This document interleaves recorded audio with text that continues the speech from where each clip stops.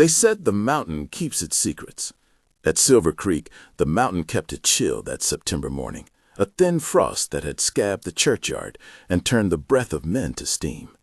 Inside the weathered frame of St. Bartholomew's, the light fell in narrow bars through high windows, and the town had come to watch a private disgrace unfold, as if it were a Sunday service.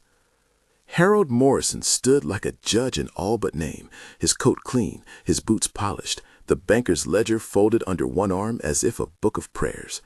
He had the sort of voice that had built a town, a voice that could make a farmer sign his name and promise his first foal. Reverend Mills read the words the law required, but his eyes flicked to the banker as one might glance toward the altar for an omen.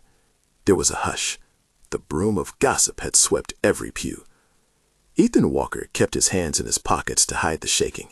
He was a broad-shouldered man whose shoulders had once carried a pack and then later a rifle. They had carried a wife, too, once. Now his hands smelled of tar and horse sweat and the iron tang of cold coffee. Sophie sat beside him on the front pew like a small, anxious bookend, 6 years old, with her hair half escaped from its braid and chin tilted toward the spectacle, as people tilt toward a fire. She clutched a small wooden toy Ethan had whittled for her and pretended not to see the price her father paid that morning. Across from them, Clara Whitmore stood with a ragged little ring on her finger. They called her many things: Boston's shame, the exile, the woman who had come out west with a scandal left unsaid. Men and women pretended to ignore what they had been told in taverns and at the mill, that doctors in the city had pronounced her unable to bear children. The diagnosis trailed after her like a winter coat. But to herself, she was simply Clara, a woman whose father had been a physician, who had read and measured and practiced in the small ways allowed to women who had learned the shape of medicine behind closed doors. She had a steady, practical face under her bonnet, hands that could sew or suture, and a will that would not fold quietly. Morrison's demand was blunt enough to split the room. "You will marry this man, Mrs. Whitmore," he said, voice like a ledger balance, "or the foreclosure goes through. Town law will take his claim, and the girl goes back to the city. It's a mercy of sorts. He keeps his land if you take the name. You take a roof. That is the bargain." No one said aloud what the bargain would cost in the everyday small mercies of a life: dignity, privacy, the right to grieve. But everyone in St. Bartholomew's knew the weight of debts, how quickly a man's claim could be repossessed when coin clanked in one palm and the other turned dry. They married in a ceremony thin as paper. The ring that slid onto Clara's finger was cheap brass, warmed by the heat of 100 watching eyes rather than any real gold. Ethan felt the metal like a mouthful of dust. He had expected shame, a rage, or at least some loud combustible protest. Instead, when Reverend Mills pronounced them man and wife, Ethan bowed his head in a way he'd used to bow before a battlefield prayer. Small, private. Clara kept her chin up. The resilience of her posture was its own kind of revolt. Outside, townfolk clustered like hens. Some crossed themselves in sympathy for the widow and child who would be left to scrape by. Others looked at Clara with that particular, even as his hand clenched, as if to squeeze the memory of all he had lost into muscle. After the vows, Harold Morrison made the terms in public, as if sealing a contract with ink and teeth. The mortgage would be considered satisfied if the marriage stood, and if certain debts were acknowledged. Ethan stood and signed his name on parchment with a hand that trembled only slightly. He did not look up. He watched Sophie's fingers scrape at a scab on her knee, the way a person picks at a wound at night when no one watches. If the town had expected fireworks, they were disappointed. There was no scene, no theater of vengeance. Instead, there was a quiet that felt like exhaustion. Clara turned to leave, and though she was technically the one with the most to prove, it was Ethan who offered a small courtesy, not out of love but by habit. "We'll take the 4th road," he said, voice without softness but plain. "Double W's a mile from the ford. Sophie knows the place." She had not known the place until that moment, but she nodded. She had learned, with the patient sort of hunger people with no other recourse have, to say yes and then make the yes mean something. If you asked Ethan later what moved him that day, whether it was pity, pragmatism, or the last thread of decency, he might have shrugged and said the mountain taught a man to hold what mattered close. He had nothing left to barter but his pride and a small herd. The ranch was his anchor and his only would-have-been history. He clung to it. The carriage back to Double W rumbled along a road half-sanded with dust and grit. Clara sat between Ethan and Sophie like a fulcrum. She had a bundle, a small trunk of her father's surgical notes, a neat set of linen, and an iron-bound box of instruments wrapped in oilcloth. The smell of antiseptic lingered where she had carried them, a scent the mountain air could not quite erase. They arrived at the house on a late afternoon when the light went flat, and the west wind had already started to lessen their breath. The ranch house was a squat, honest thing of rough sawn boards and stubborn hearth smoke. It did not pretend at comfort, but neither did it preach austerity. Sophie burst into the kitchen and began naming the larder's contents like counting coins, all the while setting 2 places at the table with the economy of a child who knows how to keep peace. Molly O'Brien, who had kept house for the Walkers since before some of the gossipers were born, stared at Clara with a quick appraisal of someone who takes measure of a newcomer like a greasy pot. Then Molly made tea and set another chair, because the world of chores could not be held hostage by whispers. Clara's room was small and faced the cold north. Ethan took the bed at the far end of the house and left Clara to the one near the kitchen, separate rooms being the unambiguous covenant of their arrangement. At night, the house sighed around them, the creak of settling beams, the distant braying of a mule, and the soft sob of the wind through the lichen on the roof. It felt like a thin truce. Days settled into work. Breakfasts were brief. Chores were done with the quiet efficiency of people unwilling to exchange more words than necessary. Clara learned the rhythm of the place, milking first as the light came, mending tears in the harnesses, binding sprained calves. The town did not make it easy. Children who used to run to Sophie's laugh now kept a safe distance. Whispers slipped through the rickety fences. Ethan kept his jaw set and his temper folded inside him like an old map. When he and Clara did speak, the sentences were utilitarian, what needed to be done and when. But practical life loosens things. The stove demanded hands, the sick calf would not wait for propriety, and Clara's skills, once derided by gossip as the misapplied knowledge of a woman with nothing else, became daily salvation. She boiled water and stitched a gash in a foreleg with the same steadiness she would have used in a clinic. Sophie took to her with the swift hunger of a child who understands competent adults are worth loving. She began to sleep with one of Clara's scarves tucked under her pillow. One evening, while the lamplight made the kitchen's flour dust look like little moons, Clara went through the mortgage ledgers left in the pantry. They had been left by some clerk who thought arithmetic could hide everything if done sloppily enough. The ledger paper smelled of old ink and secrets. She spread them on the table beside the breadboard and read, cross-checking dates, tracing the runs of numbers like a doctor tracing a pulse. There it was, an entry that made her fingers stop as surely as a pulse can stop. Large sums rerouted, payoffs noted in the margins with shorthand that meant something more than mere clerical error. Names that belonged to men who had lost claims now had signatures added after the fact. The ledger lied with a confidence she recognized, the confidence of someone who believed that paper could make right what the world had made wrong. When she showed Ethan, he did not leap with indignation at once. He had been slow to indignation these months. Grief had made him economical with all his expressions. He sat at the table with his jaw working. "Morrison's fingers are on more than loans," he said finally. "He's been crooked in town for longer than anyone wants to admit. I thought I could write it out." He pressed his thumb to where the third line had been added and scraped his teeth. "He took my neighbor's cow last spring on a note he says I signed." Clara's voice was steady. "We can prove it," she said. "Paper is paper. Those hands still must hold ink. There are witnesses. There are ledgers at the bank that did not belong to anyone but him." "That takes money," Molly said from the doorway. "Or a man with friends in Denver." "There are friends," Ethan said, and his voice held a memory like a flint. He had once fought in a war that had burned men into shapes that did not easily conform to peacetime law. Sam Fletcher's name came like a card slid under a hotel door, a lawyer in Denver who owed Ethan a debt for something men owed after a war, life preserved at the skirmish of a day when Ethan had hauled a stranger from danger. It was not charity, it was the currency of an old covenant. They traveled to Denver in a borrowed wagon, the road that led them away from the mountain and toward a city that smelled of coal smoke and ambition. In Sam Fletcher's office, the walls were lined with books and the smoke of thinking men.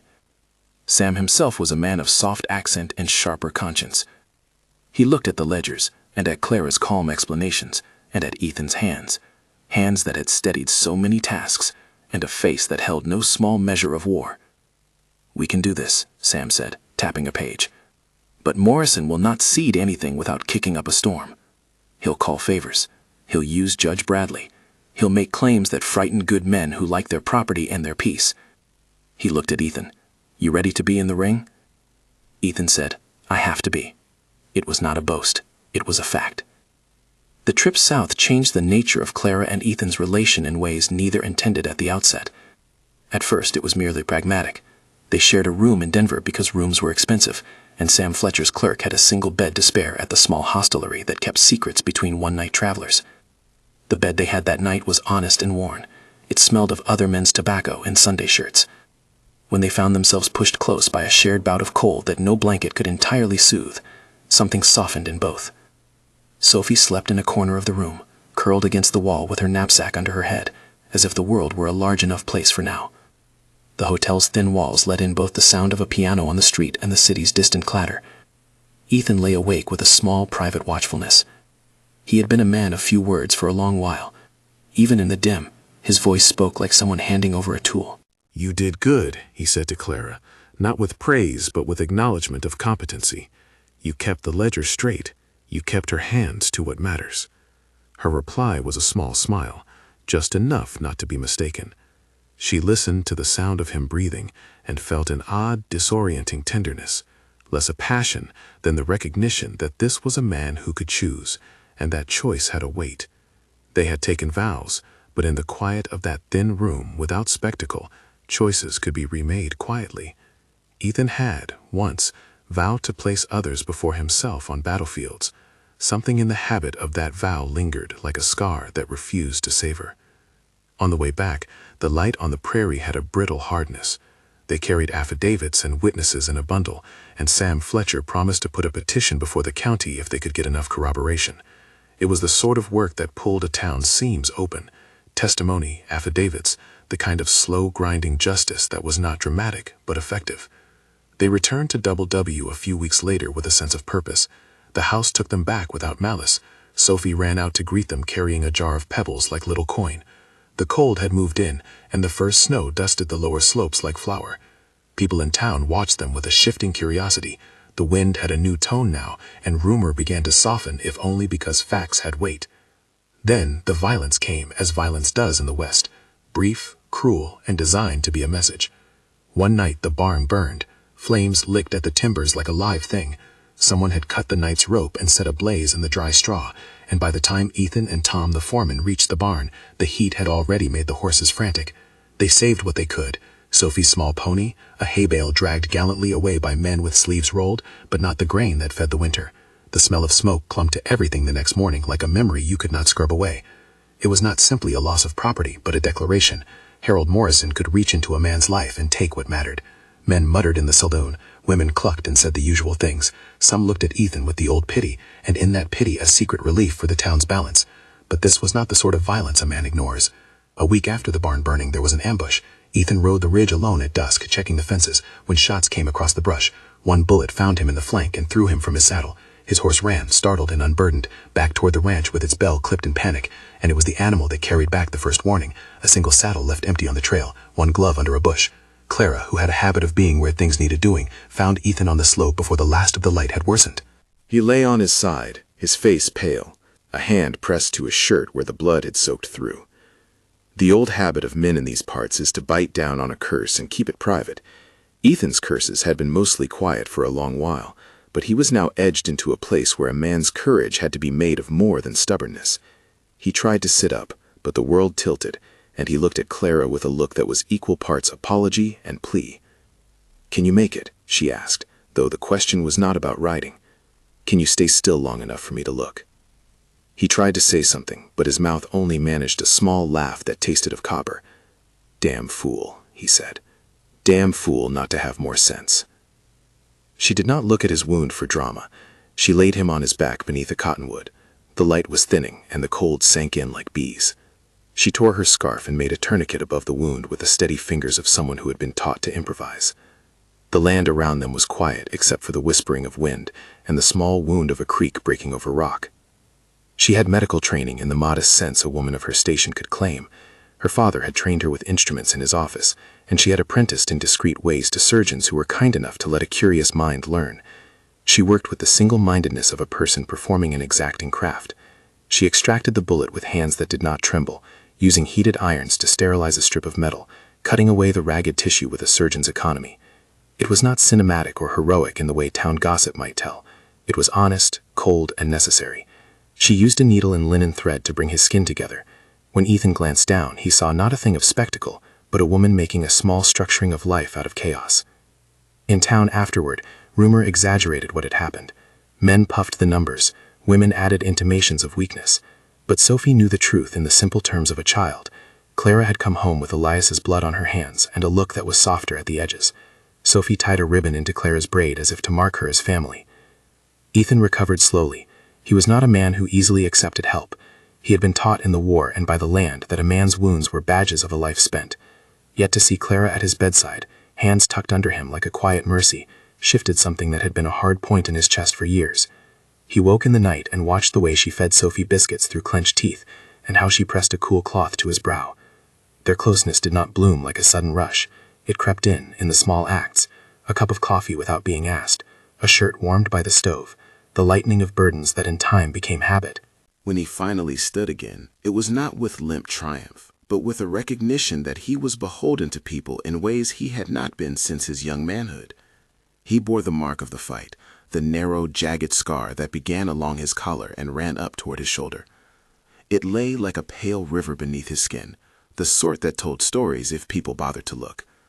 He kept it mostly hidden beneath shirts and flannel. Men at the saloon glanced at it once and then let their conversation slide like water off oil.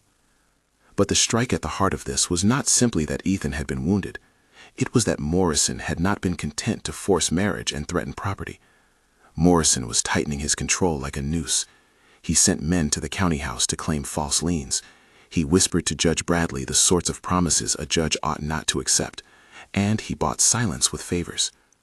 Clara would not be bought or bought off by polite pressure.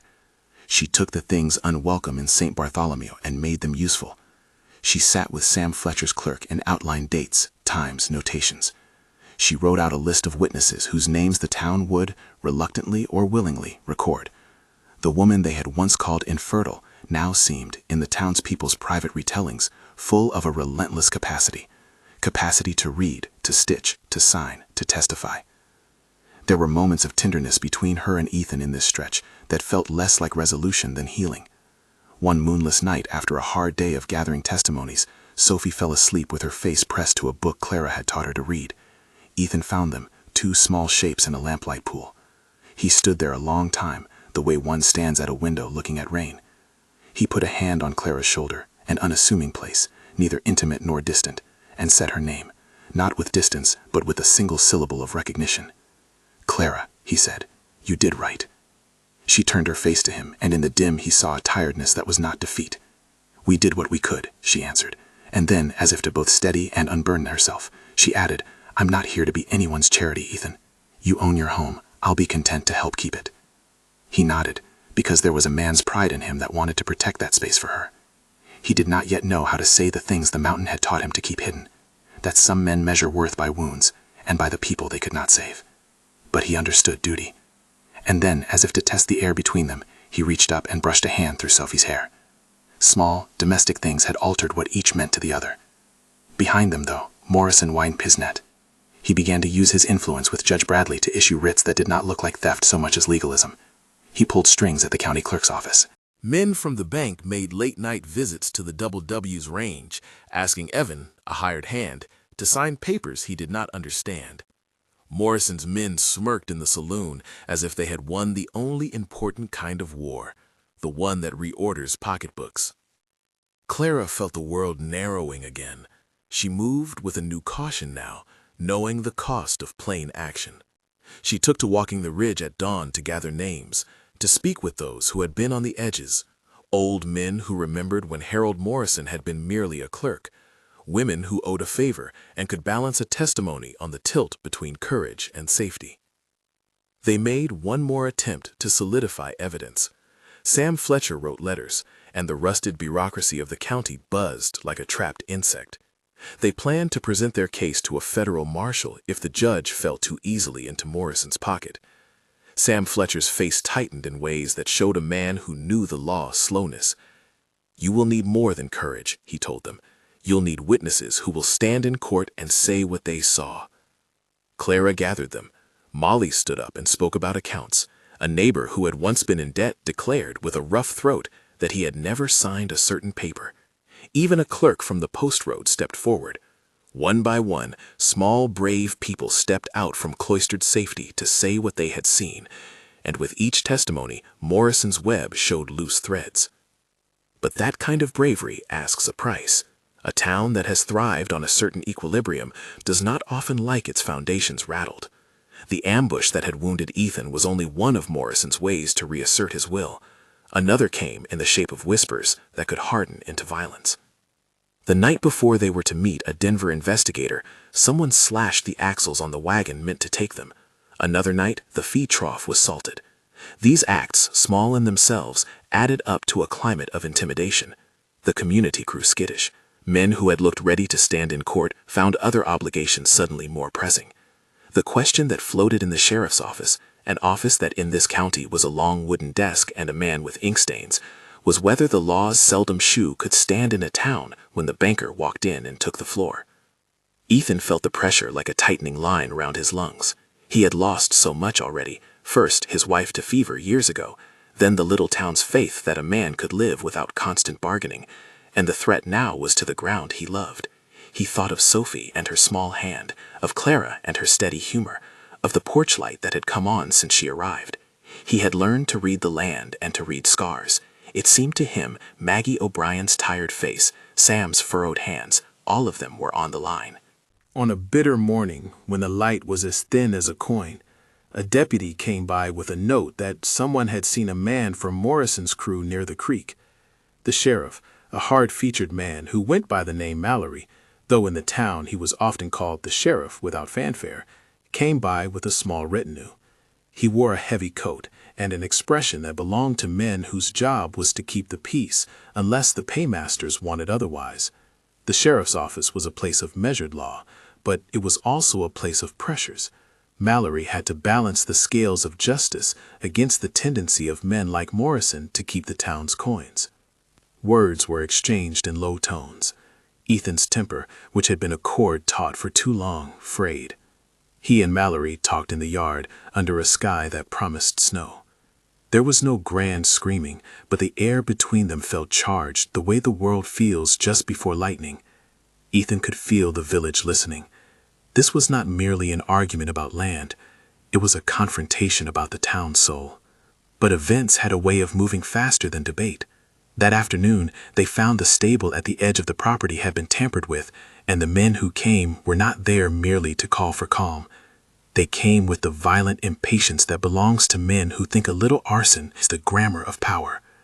Ethan, who had learned long ago to move at the speed of a man who must act, rushed into the breach. He argued, he pushed, and in the course of a few moments, he found himself faced with harsh choices. Fear had a sharp edge in those days, and men with the inclination for rough weather pressed it against the family he thought to protect. When the first of them shoved words into threats and threats into acts, Ethan stepped in front of Clara and Sophie. He did so as naturally as a man breathes.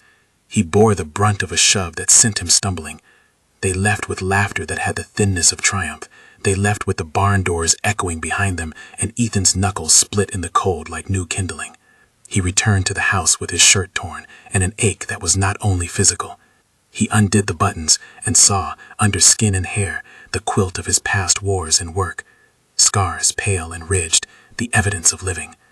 There was a scar that ran from below his collar up towards his throat, an old knife wound from a skirmish in another state, another life. There were the thin, interrupted sutures along his shoulder where a bullet had passed years before. He had hidden them because showing them made storytelling men of the town a indifferent pity. He's been in fights, they would say, in the same sentence as, he had a good woman, shame about the rest. Clara touched the scar without ceremony, just a hand, as a person touches an old seam to see if the fabric would hold. It did not startle her. To her trained touch, it was simply the geography of a man's life. The dark that crept into the house after that night settled heavy. Ethan paced the floor for hours. He thought of towns and the kind of law that was traded in whispers. He thought of debts and how they were sometimes paid in lives and sometimes in lands. The question that had grown under him was the one that takes men from the mountains and makes them either surrender or fight. At times, Ethan would have told you his self-image was a man broken by loss and shaped by survival. He had, in the privacy of his own mind, called himself harsh names more times than not. The word monster had scabbed and healed in him like a wound that the world had gifted, used once by an enemy, repeated in a slur at a saloon, a thing men sometimes used to shut the light from a person. It was private pain. It was a thing the mountain had taught him about.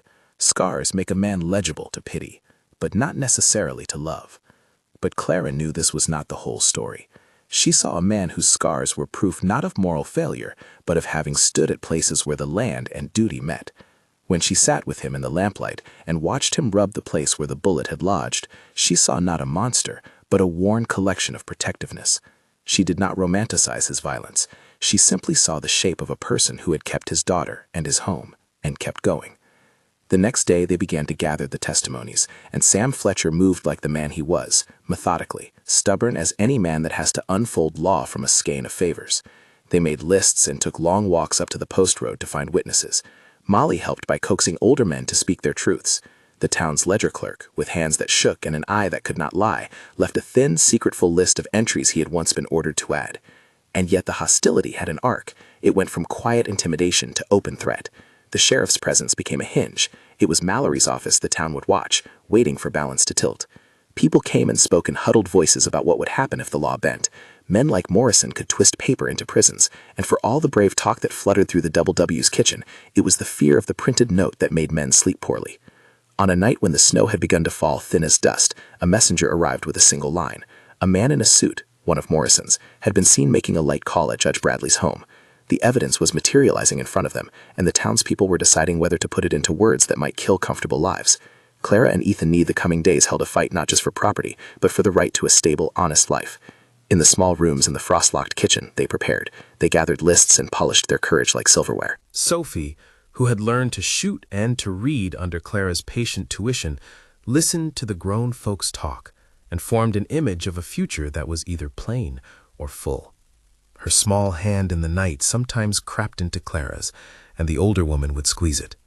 Sophie had no politics, only fidelity. The next movement in all this was not yet played out.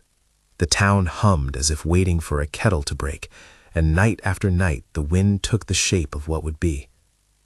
In the hours before dawn, when the world felt most honest, and the cold could be described like a thing cut from glass, Clara lay awake and thought of her father's hands and the men who had once come to him for care. She thought of how knowledge makes one strangely dangerous when lodged in a woman's hands, in a place that equates a woman's worth to her ability to produce heirs. She had been grazed by that old prejudice, but had learned to turn it to purpose. Ethan, meanwhile, sat at the kitchen table and stared at his own hands. They had always been the tools that built and kept a place. He thought of the scars that braided his skin and the way people read them as shorthand for being less than. He had learned a cruel literacy, that men with scars are sometimes praised and sometimes cursed, and that context, who tells the story, makes all the difference. The morning they were to ride to town with their collected papers, the world smelled faintly of wood smoke, and something sharper too, horses, sweat, and the metallicness of fear.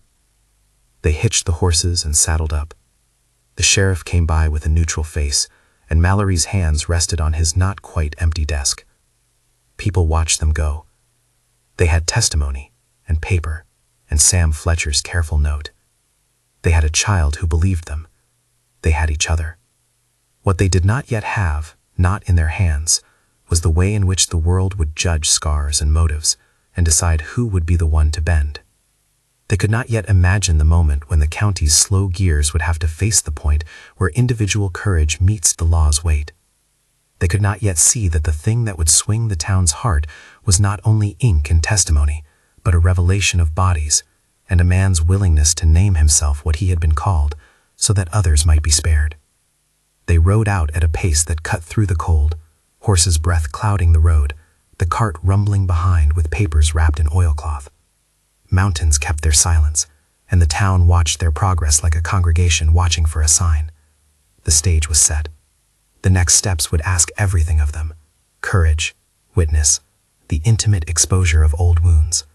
The stakes were not merely land and ledger now. They had become the shape of family itself, fragile as a newborn blossom beneath frost, and strong as the roots that find water under stone. At the hill outside the town, where the road dips and the pines close in, Sam Fletcher urged them to move cautiously. He had set a plan that relied on the weight of multiple testimonies and the arrival of a federal hand if the local judge turned traitor. The slower man in his coat, Ethan, took in the air and felt the old rhythms. He thought of his daughter asleep under a blanket at the ranch. He thought of Clara's hands, calloused and clean in equal measure, the way she wrapped stitches without fuss. He thought of his scars, of the way they sat like badges no one could read properly. They did not know that in a few hours someone would ride up the lane with a desperate look and a story that would reconfigure every conversation they had planned. They did not yet know that a shot in the dark would make private scars into public truth, or that names once whispered would be called aloud. They rode on, unaware of how close the world had come to cracking open, unaware that someone in town, listening to their approach, had already decided to make a last, violent plea for silence. The road ahead was a living thing, quiet as a coiled spring. Beyond it, judgments would be made in tongues of legal speech and in the language of flesh. They rode toward town with the air between them thin and purposeful, the oilcloth parcel of affidavits, a small, stubborn heart waiting to be laid bare to law. The road dipped into the hollow where pines leaned together like congregants, and the world narrowed to hoofbeats and breath. It was there, before the slope flattened and the county buildings showed like a promise against the sky, that someone rode up from the side trail with a face that wanted to split the day in two. He was young, cheeks raw from wind, and his horse came wobbling to a stop, nostrils flaring. "They've moved on the house," he panted. "Judge Bradley, Morrison's men say they've got a writ. They say the sheriff must act. They're comin' with the constables." A hush slid across the little party like a winter cloth. Sam Fletcher's hand tightened on the reins. Ethan looked at Clara and saw in her eyes the slow climbing of a calculation made of persistence and fear. They did not have to be the sort of planners who wrote plans for eventualities. For those who live by land, contingency lives in their bones.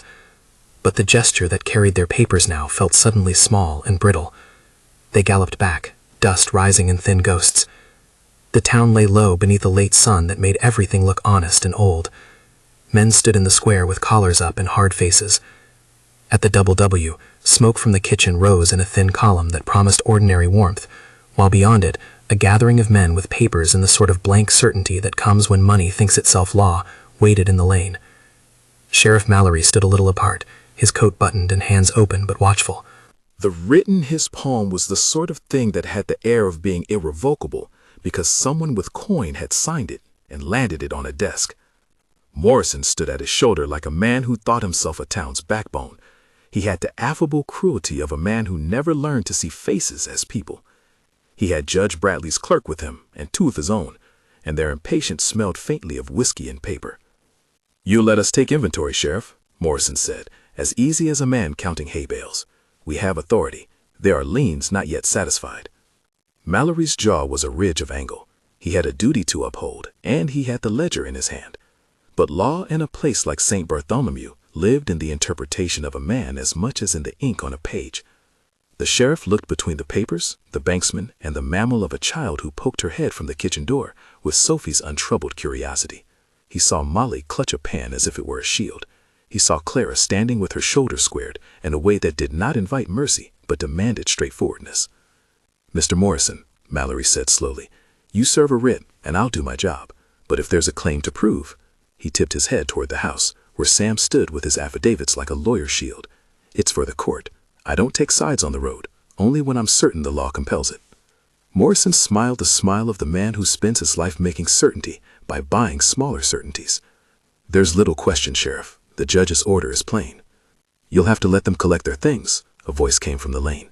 One of Morrison's men had moved to make the world act on the paper. He carried himself with that calm of the hired hand who takes orders and binds conscience to coin. He stepped toward the porch. Ethan was standing near the gate. He had been waiting, a figure of loose patience. When the man moved forward and the air tightened like a bowstring, Ethan's hands made the smallest movement. They rose, palms open, as if to show there was no weapon hidden. "Back," he said, low. The man laughed a small, flat laugh. "We're doing our duty." Clara's voice cut across then, not like a reed but like a saw. "Those papers are contested." She held up one of Sam Fletcher's affidavits as if it were a thing that could stop a wagon. "We've witnesses who'll swear these signatures are false." Morrison's laughter softened to a hazard of charm. "You put the town to test then, Mrs. Walker? You'll see the cost." At that the man, one of Morrison's men, the one who had been so sure of small triumphs, stepped forward again, as if to escalate an argument into action. He laid a hand on the doorframe and began to draw a slow, cruel grin.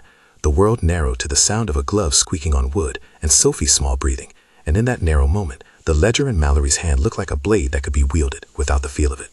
Ethan moved first, but not with fury. He moved like a man whose body remembers habit and whose voice remembers vow. He stepped between the man and the house. He did not shout or rage. He put himself where harm might fall. The hired fellow pushed at him with that bored violence men use on those they deemed weaker. "Back," the fellow repeated, and pushed harder. Ethan's shirt split as if the world had decided physicality might make paper more believable. He stumbled, and the line along his collar showed, pale under skin and hair, a river of older fights. For a breath the world took in, and then Ethan's hand went to the place he had long hidden. He rolled his sleeve and drew it back. The scar was not theatrical. It was a thing of geography, pale, ridged, a ribbon from where skin and violence had once disagreed. It ran along his collar and flared toward his shoulder, a place that suggested arteries of choice and the map of a life. The man shoved at him again, and for a moment the smallness of the hit seemed to be the measure of the town's cruelty. Then Ethan said, in a voice threaded with a tired kind of resolve, the words that would settle themselves into people's mouths in memory for years. "Take me instead. I'm the monster." It was not bravado.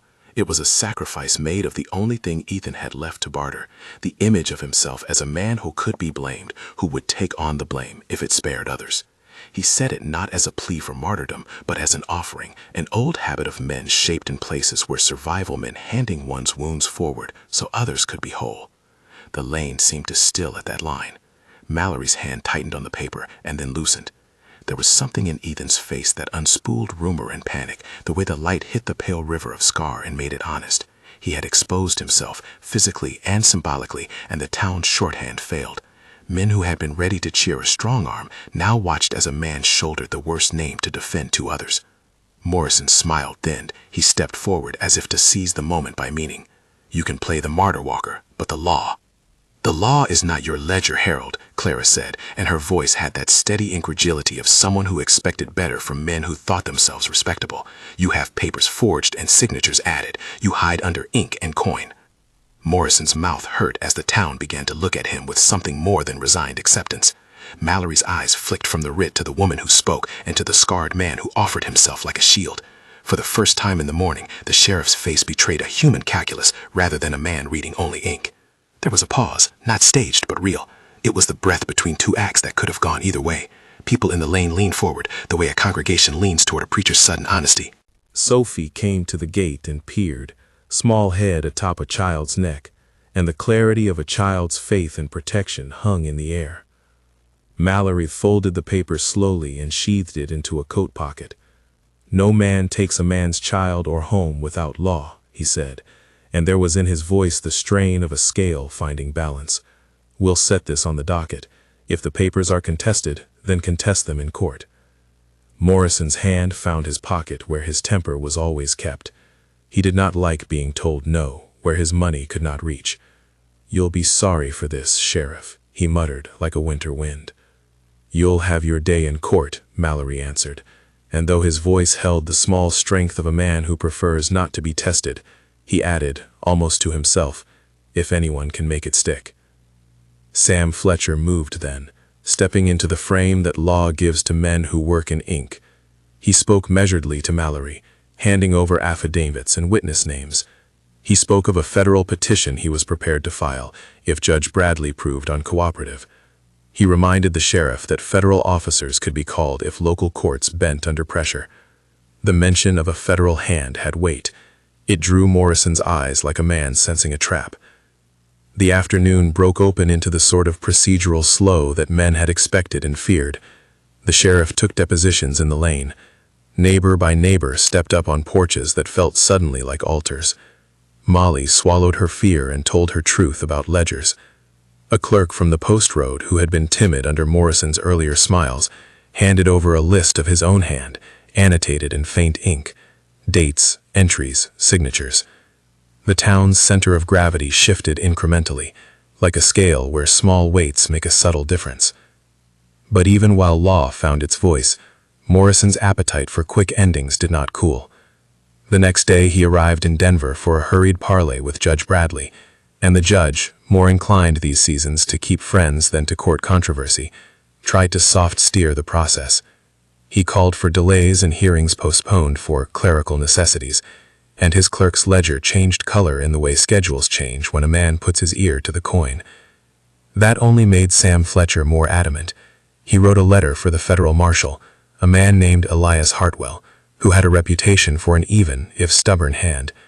Hartwell's arrival was like the cool wind that follows a furnace. It reminded people that the territory answered not only to local whisper, but to larger law. He came with a letter stamped by a district office, and a look that read places by the marks left on them. He preferred paper, but he respected the telling of scars. Ethan watched the coming of the marshal with a private wariness. He had not been a man to court attention, and the idea of his life parsed under legal lights made him uneasy. Yet when Hartwell walked the Double W's yard and saw Ethan's hands and spoke to him in the directness of men who had both lived and been constrained, Ethan found himself liking the man. "You stood in front of harm," Hartwell observed without flourish. "That counts for something where I come from." Ethan only grunted, which was the sound of a man for whom words were economy. Clara, who had been gathering depositions and making sure the town's statements were coherent and binding, felt an almost physical shift at Hartwell's presence. He had no taste for the subtle manipulations of a banker. He read the ledger like a surgeon reads a wound. The legal work progressed with the slow flourish of law. Witnesses were sworn in court, some with trembling voices that mustered courage at last. Sam Fletcher spoke with a patience that had teeth. He cross-referenced dates, produced ledgers and bank stamps, and caught the eye of Judge Bradley at a few uncomfortable moments. The judge, though, proved slippery in chambers. He favored postponement and the soft argument that a man with influence used to buy time. It was the evidence of actions, what men had done rather than what papers might try to make true, that began to unravel Morrison's claim. The testimony of a clerk who had once been paid to add a date here, a ledger entry there, held more than words. It carried the sound of hands that had been ordered to do wrong. The clerk's tremble was real and human, and once it was in open air, it folded like paper that had been soaked and left to dry. Yet Morrison would not be fast to surrender. He sent men in the night to take servicemen's rooms by the stable, to intimidate those who sat on porches where truth might be told. He made the kind of bolder moves that a man will make when he believes his money equips him to rewrite reality. One night, a messenger came breathless to the Double W.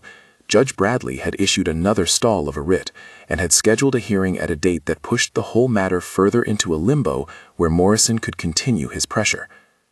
It was at this moment, when legal proceedings stalled, that Morrison attempted something more dangerous. Men, not just hired thugs now, but those who thought themselves entitled by comfort, arrived with intentions that read like a soft seizure. They came to make life unpleasant on the ranch in the hope that the family would grow weary and sell. They smashed a feed trough, they left calls in the night meant to scare, and once more someone tried to set a match where it could hurt. The message was clear: frighten them into resignation. When the men began to circle the house on a gray morning with cloud like salt over the world, Ethan's patience thinned to something else. He stood on the porch, the world at his feet, and the men coming forward carrying both the arrogance of their orders and the arrogance of coin. He did not reach for a gun. He reached for the only thing he believed might break the loop of rumor: exposure. He pulled his shirt back and showed Mallory and the townsmen the lines the world had left on him. He did it with a plainness that made gossip look small. "Take me instead," he said again. not as a spectacle this time, but as a clean act. I'm the monster. The sheriff paused in that instant, as if someone else's clock had stopped. He had been raised in a world where reputation matters, and scars could be read as both badges and warnings. To see Ethan's body, marked not by cruelty but by survival, was to see a man who had been willing to wear the uglier name rather than see his daughter or the woman beside him punished. In the face of such clarity, men who preyed on ledger and leverage found their speech shortened. It would have been simple for a town to turn away then and cling to the safety of the powerful. But the presence of witnesses, the careful work of Sam Fletcher, and the federal letters from Hartwell shifted the center of gravity enough for law to tilt toward fairness. Mallory, who had spent a life balancing, moved like a man resetting a scale. He set his hat straight, looked at Morrison, and said, quieter than the banker liked, "You'll clear up this matter in court. Until then, hands off." Morrison's expression is the sort of thing greed sharpens, a stallion realizing he has lost a shoe. He left that afternoon with slamming carriage doors and the kind of quiet fury that promises more. The weeks that followed were not quick triumphs, but painstaking small victories. Depositions were filed. The paper trail Sam produced began to look like a rope from which one could pull out the truth. Hartwell monitored the judge's reportment, and when it appeared that Bradley might be tempted to delay beyond reason, he spoke in tones that suggested a larger scrutiny than the county was comfortable with. Bradley, for all his inclination to keep good days unruffled, found the prospect of federal oversight less palatable than the price of making an honest ruling. Morrison's confidence frayed. A man who had lived by the assumption that paper and pressure could do all the shaping he needed began to hear the sound of his own ledger being read to court in the voice of men who knew what to look for. The clerk's testimony showed a pattern. Deposits moved, signatures added, dates altered. Small things a man thinks no one will notice, spaces between numbers, ink that had bled differently, were now being parsed like a surgeon inspects a wound. When the court finally sat and the judge could not, with a clear conscience, continue to hide behind technicalities, he called for a public reckoning. Morrison's supporters muttered in the corners that the town had been hoodwinked by a Boston woman and a stubborn rancher. But the evidence had muscle, and the federal marshal had a hand. It was a long afternoon when testimony was read aloud, and affidavits laid like bricks. It was a town's process at once boring and beautiful, tedious in its focus, miraculous in its fairness.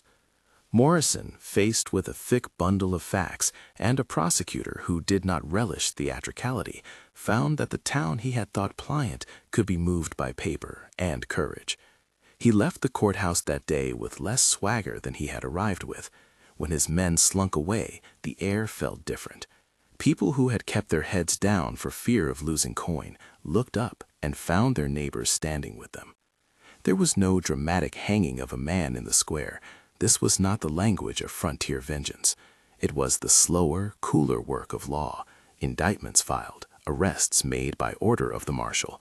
Harold Morrison would not find the town as easy a place to lay claim again. The winter that followed the legal unspooling was quieter than anyone dared expect. The snow came early that year and settled like a promise. The double W roof held. Sophie's pony found a warm stall. There were days when people simply went to the market without whispering. There were dinners where men sat and ate and found the conversation, at last, less brittle. The world did not immediately become Eden, but the small mercies of safety returned. In the hush of those early months, Clara found a small surprise bloom in the late quiet of her body's life. At first, she called it a thought, then a knowing, then, with a caution that favored facts over hope, a certainty. The news, she told Ethan in the doorway, the light behind his broad shoulder, fell into both their hands like something fragile and real. He stood still for a long moment, and then, oddly, put a hand on the scar at his collar, as if acknowledging to himself that life could still wind on. He did not declare any triumph. He simply, in a small, practical voice, said, "We'll make room." They told no one at first. There was modest privacy in the way they adjusted a quilt, in the slow rearrangement of a pot by the hearth. It was a careful celebration of gestures, more wood stacked, little slippers laid out by the stove, Sophie practicing a small song she believed babies liked. When they finally told Molly and then Sam Fletcher, the joy was honest and quiet, and not the sort of trumpet one uses when trying to convince the world of rightness. Greta, the midwife, an old woman with hands like gentle hammers and a laugh that could shape a room, came down from the hill with bundles and oils. She brought with her the small gravity of a woman who had seen 100 births and who understood how to carry the danger and wonder of them both. Greta's presence made the household feel more like itself. She taught Sophie how to hold a lamp without tipping it. She showed Clara how to pace herself and to count not as a math, but as a kind of prayer. She spoke of how bodies make children in their time, and how sometimes medicine must walk beside hope. Her language was practical, not doctrinal, and that mixture of skill and patience suited Clara perfectly. As the months wore into late winter, the pregnancy became a quiet anchor. Clara's hands were not idle. She taught Sophie to read by candlelight and kept the ledgers in order, making sure that the world's small accountings were placed where they could be found. Ethan did what he could. He mended fences, he walked the ridges, and when he stood on the porch under an evening star, he sometimes ran his palms over the scar that had once been the map of a life of loss and protection. It no longer seemed a mark of shame in his own eyes. It was the geography of all that had been born. On the day labor came, the snow lay as if the world had chosen quiet. Greta set up her pots and boiled pans and arranged the house in a way that made bravery feel methodical. Molly lit the stove and hummed under her breath. Sam Fletcher made the same small jokes to take the edge off, and Sophie clutched a cup of tea as if she might be of use by sheer presence. Labor was long and real. Clara bore it the way she had approached everything, with competence and an economy of complaint. She used the techniques Greta taught her, breathing, shifts of position, the sensible way to take a breath after a contraction that demanded all the air in you. There was no melodrama in the room. There was a fierce, practical tenderness, as women who had learned to make life out of scarce resources did what they had been doing since people first learned to cradle small lives. In the end, 2 small cries burst into the kitchen at once, one high as a bell, another deeper and urgent, and then settled into the rhythmic conversation of infants breathing. It was twins, a boy and a girl. Greta laughed in the simple way of someone who had expected no less from a woman who knew instruments and ledger alike. "Too strong," she said, and her hands were steady as if she had seen this sky of sound 100 times. They named the boy William, after a grandfather of Ethan's who had taught him to mend fences, and the girl Rose, for Molly's favorite bloom that pushed up bravely through frosty dirt in the yard. Sophie watched them like a small priestess at a new altar, her heart full beyond words. She touched their tiny fists as if she were blessing them with small, innocent authority. The town softened in the months that followed. Some people held back their smiles and waited to be certain. Others embraced the Walkers out of an instinct that learned to value family when it had once prized only town balance. The gossip that had once defined Clara's reputation softened and then fell away like old shingles in a wind that finally found the house's true shape. A few men never changed. They still preferred ledger to neighbor, but the larger part of St. Bartholomew learned to look at the house with affection, where before there had been only curiosity. Morrison's conviction, when it came, was a sober thing. He was taken under the federal marshal's charge and escorted out in the manner law prescribes, not as a public spectacle, but as a fact done.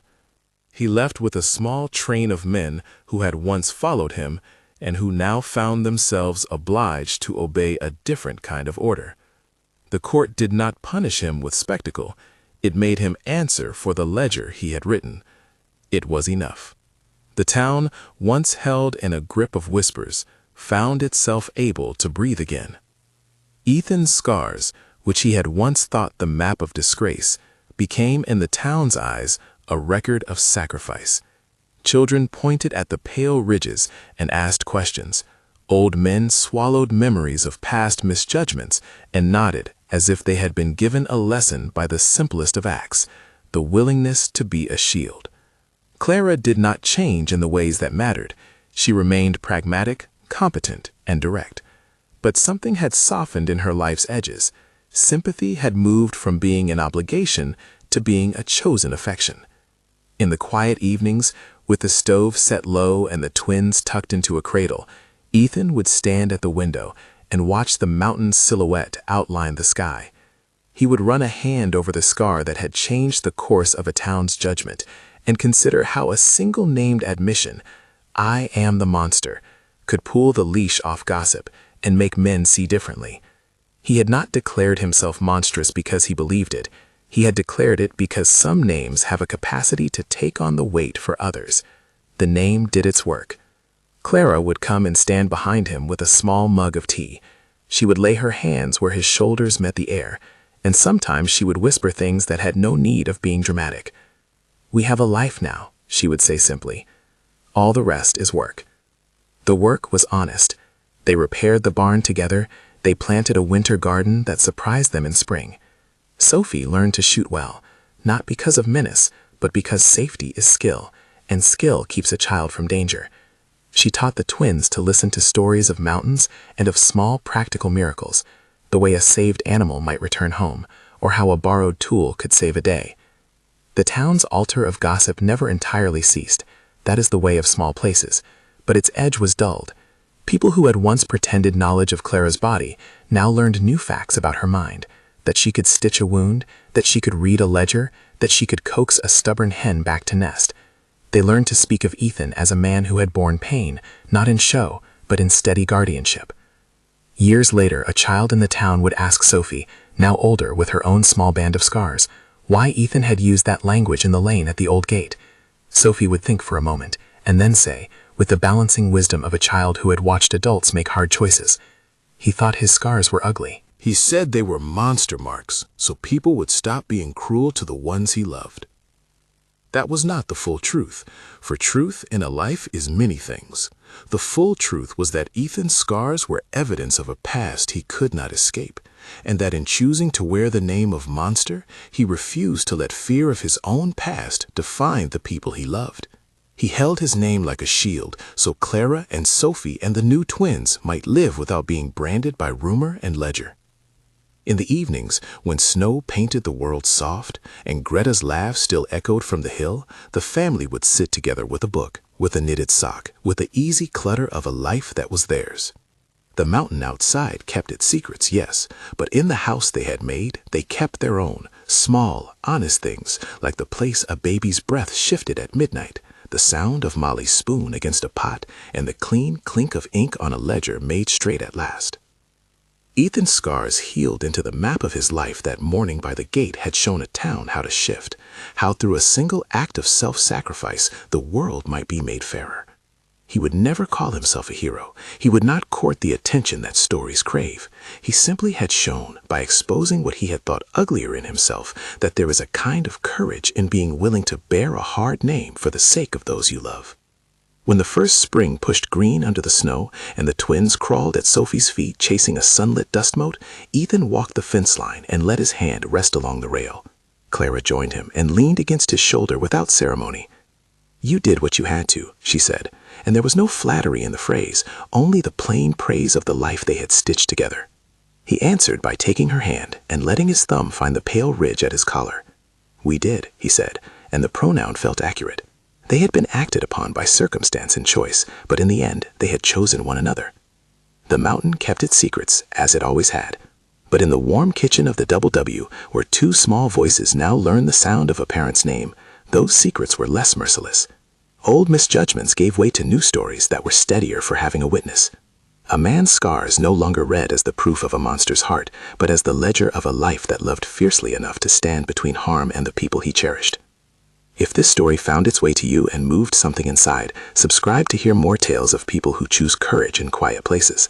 Share it with someone who needs the reminder that scars can be translation, not condemnation. When visitors came to the ranch years later, they would see the man with the pale thread of scar and the woman who had once been judged by rumor now reading by lamp, and they would tell a new kind of tale.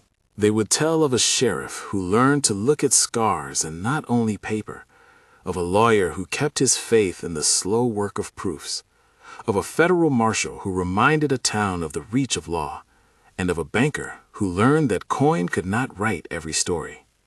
They would tell, too, of the night on the lane when a man called himself what he had been called, so others might be spared, how that act snagged the currents of gossip and made them run a clearer course.